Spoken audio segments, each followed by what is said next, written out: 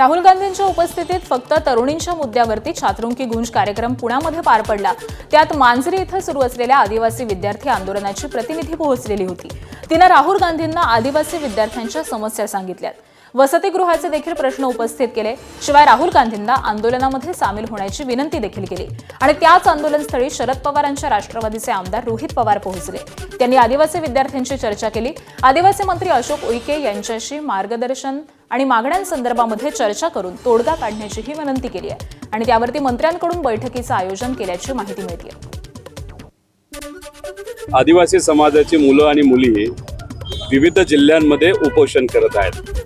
पुणे जिल्ह्यामध्ये मांजरीमध्ये जे उपोषण सुरू आहे त्यातल्या काही मुलांचं लिव्हर खराब होतंय, किडनी खराब होतीये, आरोग्याच्या अनेक अडचणी तिथं निर्माण होत आहेत, पण सरकारकडनं अजूनपर्यंत सकारात्मक कुठलाही निर्णय तिथं घेतला गेला नाही। या सगळ्या मागण्या तर बहुतांश मागण्या मान्य झाल्या नाहीत, तर मग आम्ही राहुल गांधीजींना तिथं विनंती करणार आहोत। या देशाचे ते विरोधी पक्ष नेता आहेत, त्यांना विनंती करणार आहोत की पुढच्या काही दिवसात हे सगळे विद्यार्थी जेव्हा रस्त्यावर येतील मोठ्या संख्येने, लाखोच्या संख्येने, तेव्हा मात्र राहुल गांधीजींना रस्त्यावर येऊन यांना पाठिंबा देण्याची विनंती आम्ही 100% करू आणि ते मान्य करतील असाही आम्हाला विश्वास आहे। मी जेव्हा त्या मंचावर बोलत होते ते माझे प्रश्न नव्हते, तर आमच्या समाजाचे प्रश्न होते।